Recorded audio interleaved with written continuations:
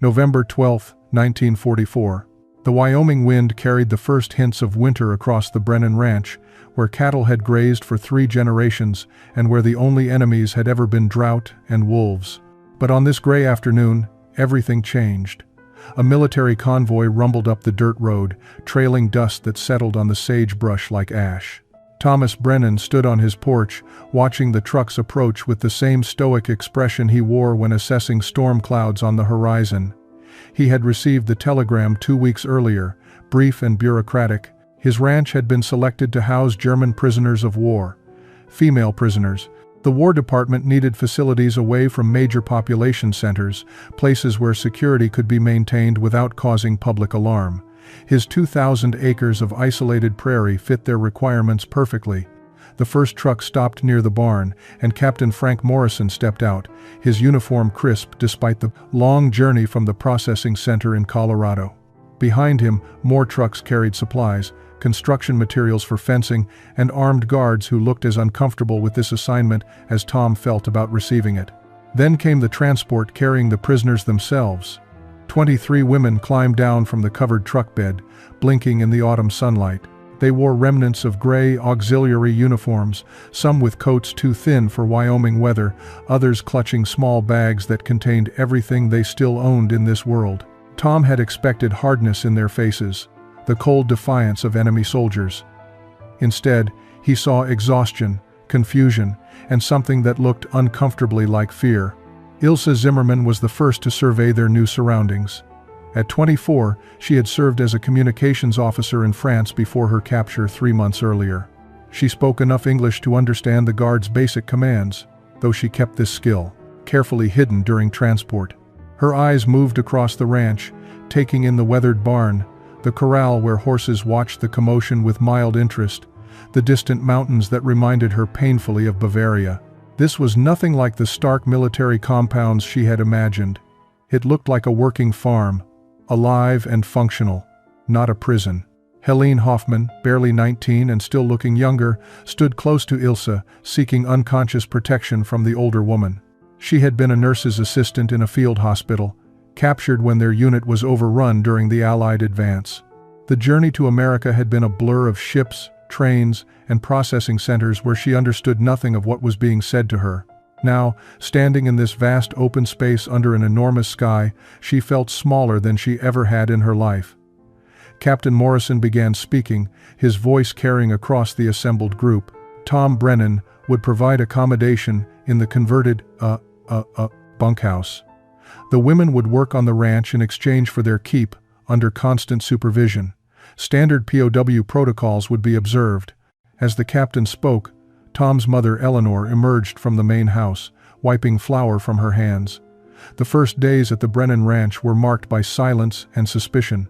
The women had been assigned to the converted bunkhouse, a long wooden structure that had once housed seasonal ranch hands during cattle drives. Military cots lined the walls, and a pot-bellied stove squatted in the center, its warmth barely reaching the corners where cold seeped through gaps in the boards. The women organized themselves with military efficiency, creating invisible boundaries between bunks and speaking only in hushed German during the brief moments when guards were not present. They moved through their routines like ghosts, present but not truly there, their faces carefully blank. The ranch hands kept their distance as well. Jackson Riley, the head cowboy, who everyone called Jack, had clear instructions from Tom Brennan to treat the prisoners fairly, but maintain appropriate separation. Jack had spent 2 decades working cattle across Montana and Wyoming, and he prided himself on reading situations quickly. These women confused him. They were supposed to be the enemy, soldiers who had served the same regime that killed American boys overseas. Yet watching them stand in the cold morning air waiting for work assignments, he saw nothing threatening. Only young women far from home trying to survive circumstances they probably never chose. Matthew Dawson felt differently. At 26, Matt was the youngest of the regular ranch hands, and his anger sat close to the surface. His brother David had been killed at Normandy just 5 months earlier, cut down on a beach in France by German machine gun fire. The telegram had arrived in July, and Matt had carried the rage of that loss every day since. Now he was expected to work alongside German women, to share the same space, perhaps even speak to them. The thought made his jaw clench until his teeth ached. He avoided looking directly at the prisoners, afraid of what he might say or do if he allowed himself to acknowledge their humanity. Samuel Chen observed it all with the patient understanding of someone who had spent his life navigating the space between cultures. His parents had immigrated from China to work on the railroads, and Sam had grown up hearing two languages, belonging fully to neither world. He understood what it meant to be viewed with suspicion, to have your loyalty questioned simply because of where your ancestors were born. When he looked at the German women, he saw that same careful wariness in their eyes, the constant awareness of being watched and judged. The work assignments began simply. The women were given tasks that required little communication: washing dishes in the main house kitchen, hauling water, mending fence posts under supervision. They worked without complaint, their movements efficient and precise. Charlotte Vogel, whom the others called Lottie, kept a diary hidden in her bunk, writing observations each night by candlelight. She noted everything: the layout of the ranch, the personalities of their captors, the gradual shift from autumn toward winter. It happened on a Thursday afternoon in late November, 3 weeks after the women's arrival. Jack Riley had been working since dawn, repairing fence line in the north pasture, and returned to the bunkhouse kitchen with an idea that had been forming in his mind for days. He had watched the German women move through their routines with mechanical precision, never smiling, never speaking unless necessary. They reminded him of horses he had known that had been broken too hard, still obedient but with something vital damaged inside them. His grandmother back in Montana had always said that no problem existed that couldn't be helped by good food and kindness, and Jack figured it was worth testing her theory. He gathered ingredients from the ranch pantry, apples from the cold storage, flour, sugar, and the precious cinnamon that Eleanor Brennan kept in a tin above the stove. The old woman watched him with curiosity as he worked, saying nothing but nodding approval when he glanced her way. Jack had learned to bake during long winters on isolated ranches where a man either learned to cook or ate poorly. His specialty was apple cobbler, a recipe his grandmother had taught him when he was barely tall enough to see over the counter. He peeled apples with his pocket knife, the same blade he used for everything from cutting rope to trimming horse hooves, and arranged them in a deep pan with sugar and spices. The smell began to fill the main house kitchen as the cobbler baked, sweet and warm with cinnamon and butter. It drifted through open windows and across the yard to where the women were working, hanging laundry on lines stretched between posts. Frida Koch noticed it first, stopping mid-motion with a sheet in her hands. She inhaled deeply, and for a moment her carefully maintained neutral expression cracked. The scent reminded her of her grandmother's kitchen in Dresden, of Christmas markets and childhood safety. She said something in German to Ilse, who also paused, her nose lifting like a deer sensing something in the wind. When Jack carried the cobbler outside on a wooden tray, still steaming from the oven, he felt suddenly foolish. What was he doing? These were prisoners, enemy soldiers, and here he was offering them dessert like they were guests at a church social. But he had committed to the action, and Jack Riley was not a man who turned back once he had started down a path. He approached the group of women who had gathered near the clothesline, their eyes following the tray with unmistakable hunger. In his rough, simple English, slowed down so they might understand, he said the words that would later become legendary on the ranch. "Apple cobbler. Still hot. Figured you might like some." The women stared at him, then at the cobbler, then at each other. None of them moved. They had been trained not to accept anything from captors without suspicion, to maintain distance and dignity even in imprisonment. Helene was the first to step forward. At 19, she had not yet learned the hardened caution that came with age and experience. The smell of cinnamon and apples overwhelmed her training, her discipline, everything except the memory of her mother's kitchen and the aching homesickness that had lived in her chest since capture. She approached Jack with small, hesitant steps, her hands clasped in front of her like a child asking permission. He handed her a tin plate with a generous portion, and she took it with trembling fingers, whispering "Danke" so quietly he almost missed it. Then the others came forward, one by one, accepting plates of cobbler with nods and careful gratitude. They ate standing in the Wyoming afternoon, and for the first time since their arrival, something like peace settled over the yard. The Cobbler incident changed the atmosphere at the ranch in ways that surprised everyone, including Tom Brennan. He had watched the exchange from his office window, initially ready to intervene if Jack was being too familiar with the prisoners. But he saw something in that moment that made him reconsider his rigid approach to managing the camp. These women were not hardened soldiers. They were displaced people caught in circumstances beyond their control, and treating them with basic human decency did not compromise security or betray American values. It might even make the challenging situation more manageable for everyone involved. Within days, the work assignments shifted to include more collaborative tasks. The women were brought to help with the horses, creatures that required communication beyond language barriers. Frida revealed an unexpected talent with the animals. She moved among them with calm confidence, her hands gentle but firm as she brushed their coats and checked their hooves. The horses responded to her in ways they sometimes did not respond even to experienced cowboys, sensing something trustworthy in her quiet presence. Samuel Chen noticed this immediately and began working alongside her, teaching her English words for different tools and tasks while learning German terms in return. Their conversations were broken and simple, but they communicated through shared purpose and mutual respect for the animals in their care. Charlotte observed everything with her characteristic sharp attention, recording details in her hidden diary each night. She wrote about how Matt Dawson still refused to speak directly to any of the women, how he would leave a room if one entered, how his jaw tightened whenever he heard German being spoken. She also noted how Eleanor Brennan had started leaving extra food at the bunkhouse door, fresh bread and jars of preserves, that appeared without comment or acknowledgement. The old woman never spoke to the prisoners directly during these first weeks, but her actions communicated something that words could not. She had lost her husband to illness and knew what it meant to grieve, to feel displaced in a world that had changed beyond recognition. December brought snow to the Wyoming prairie, transforming the ranch into a landscape of white silence, broken only by the sound of wind and the movement of cattle seeking shelter.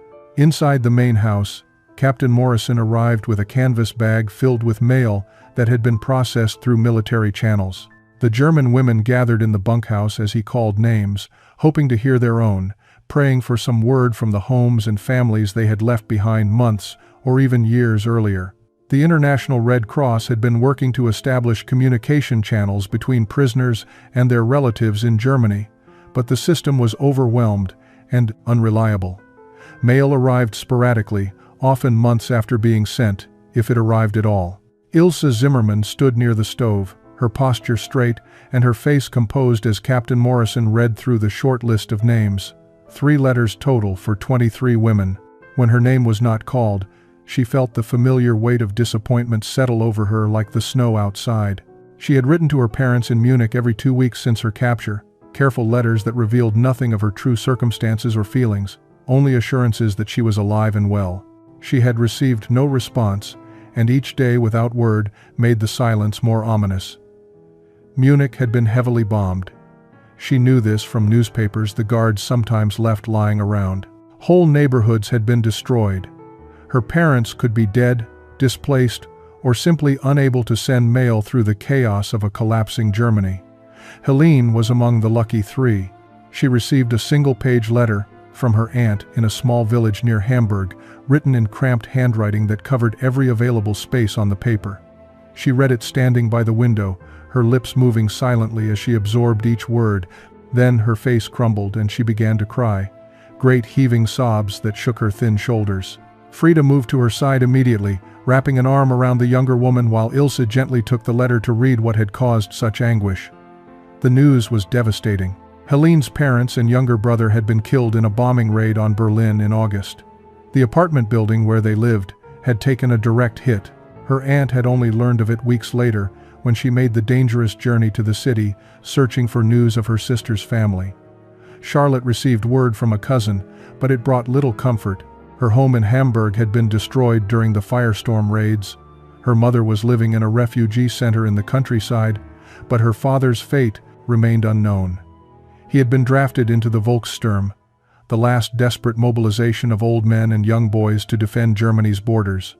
No one had heard from him since October. The cousin's letter was brief and factual, but between the lines, Charlotte read desperation and hunger and the complete collapse of everything familiar.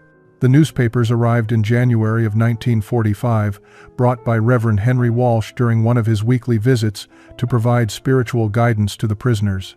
He came with good intentions, believing that the women had a right to know what was happening in their homeland, as Allied forces pushed deeper into German territory.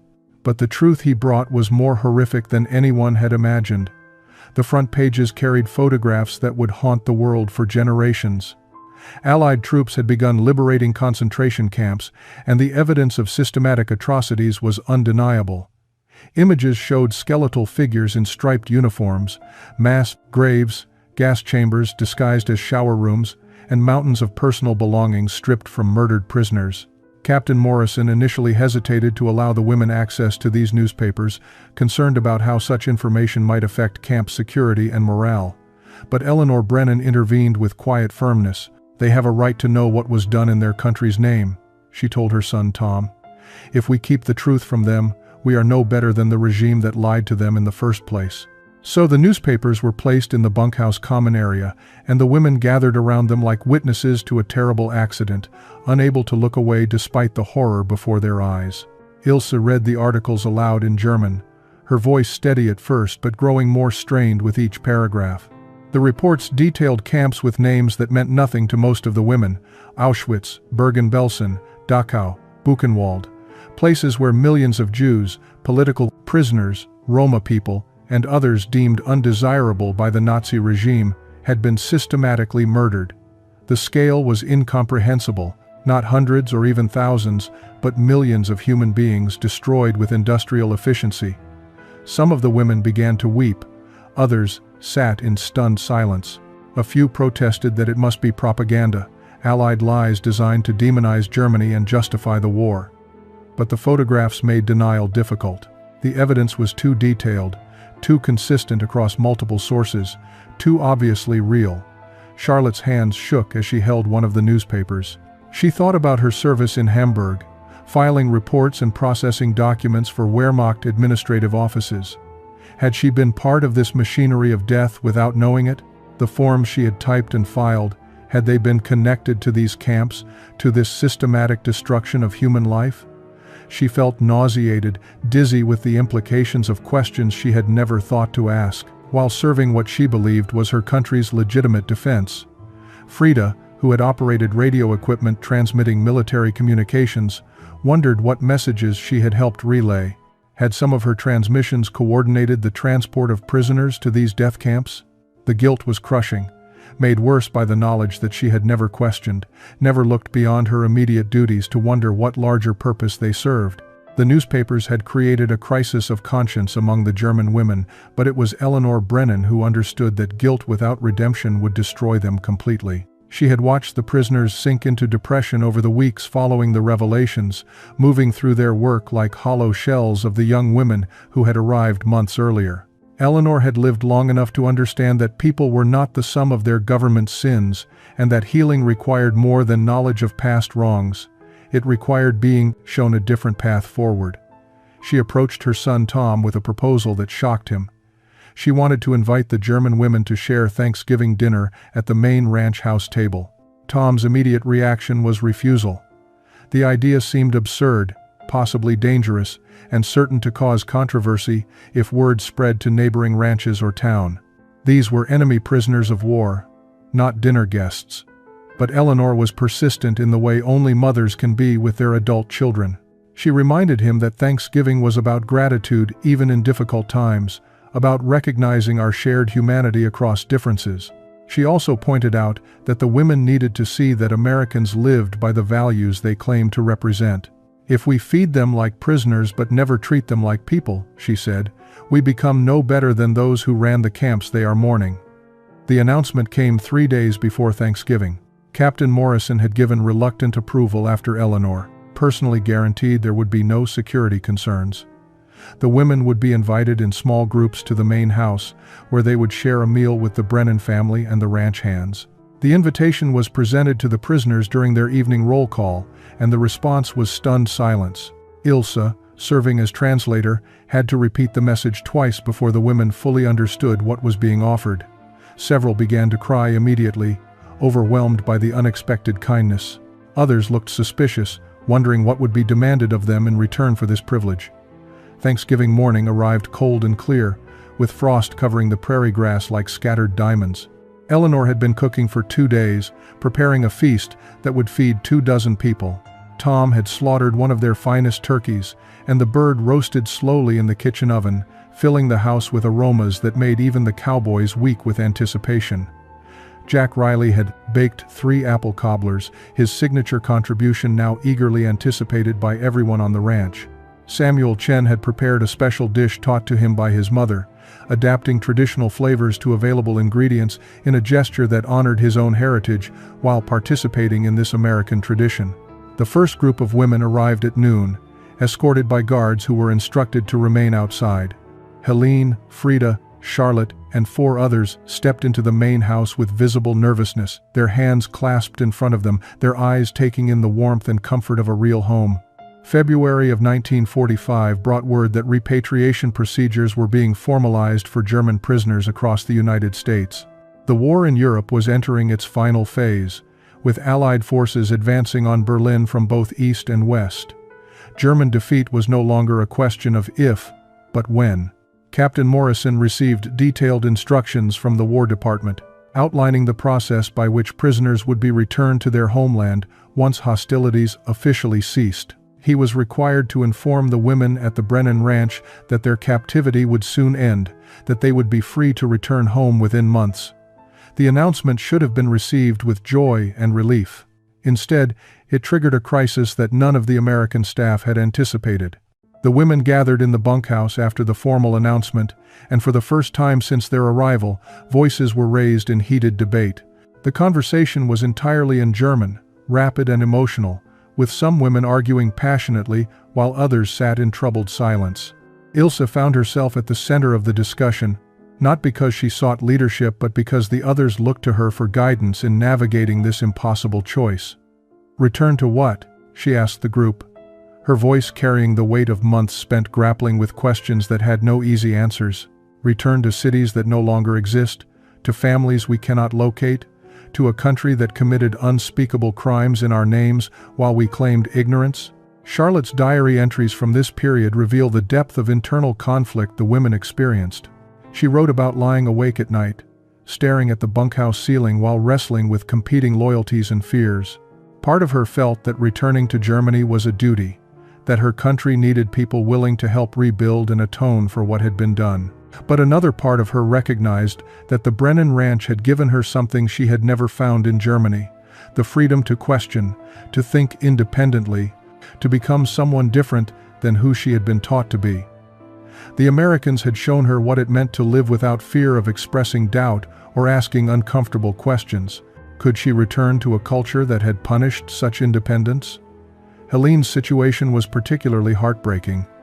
At 19, she had no family left to return to. The aunt who had written to inform her of her parents' death had made it clear in subsequent letters that she could barely feed herself, much less take in another mouth. Germany offered Helene nothing but memories of loss and a future of uncertainty in a devastated landscape.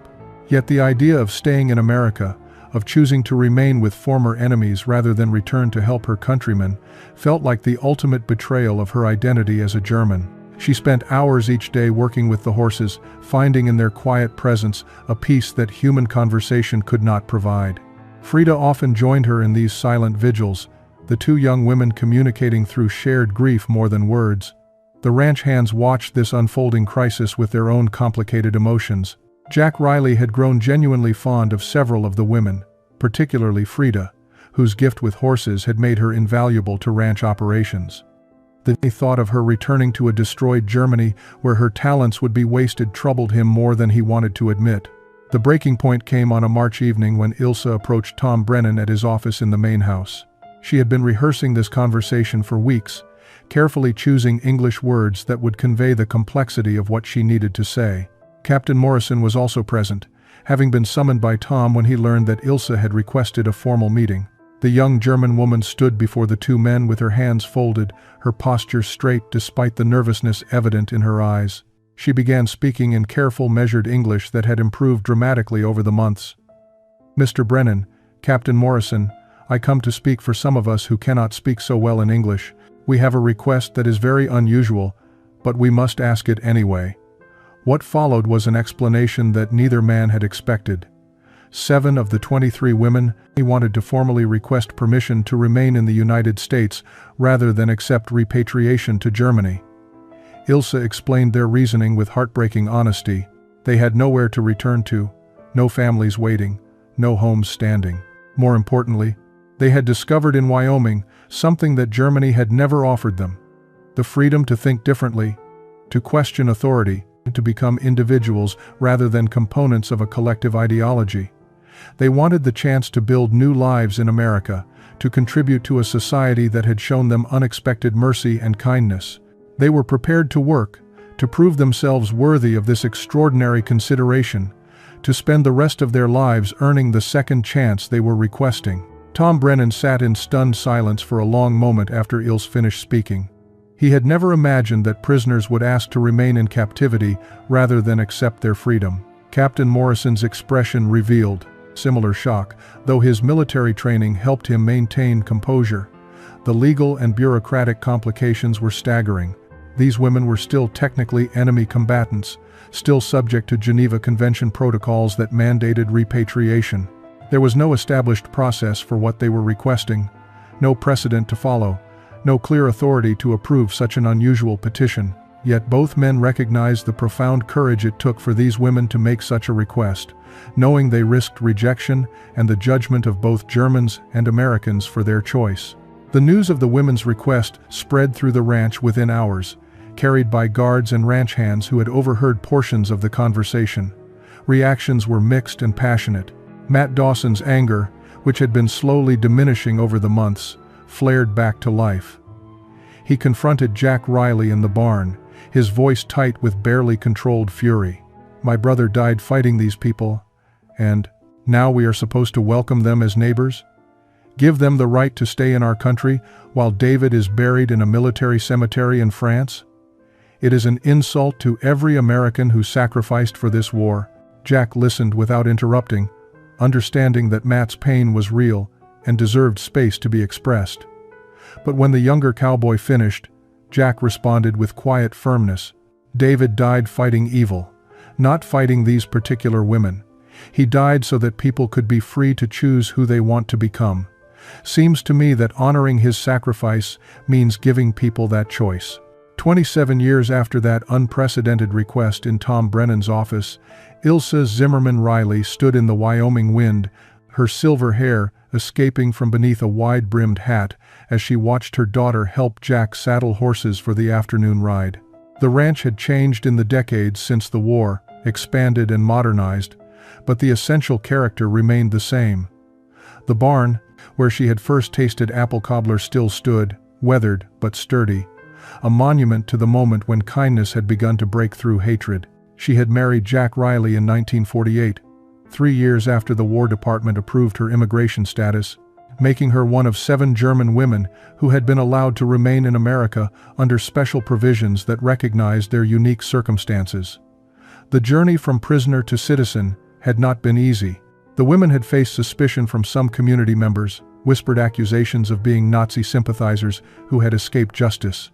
But they had also found remarkable support from others who believed in redemption and second chances. Eleanor Brennan had lived long enough to see Ilse and Jack marry, and had held their first grandchild before passing peacefully in her sleep in 1955.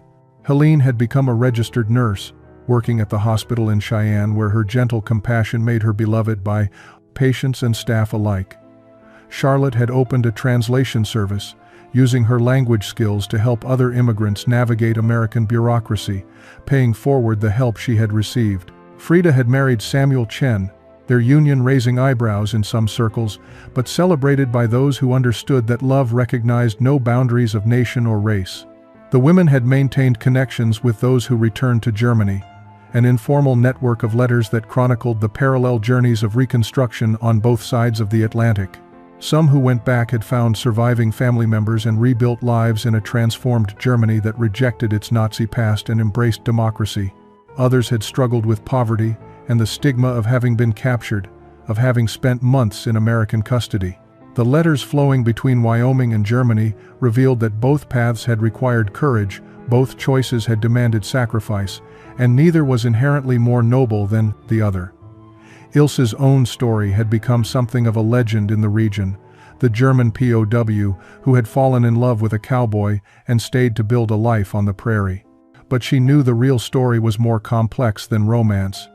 It was about finding home not in a place or a nation, but in the freedom to choose who you wanted to become. The Brennan Ranch had given her that freedom when her own country had denied it, and she had spent decades trying to honor that gift by living with integrity, kindness, and gratitude. As she watched her daughter laugh at something Jack said, Ilse thought about the apple cobbler that had started everything, about how small gestures of humanity could cascade into transformations no one anticipated. She thought about the choice she had made in 1945, and she knew with absolute certainty that she would make it again.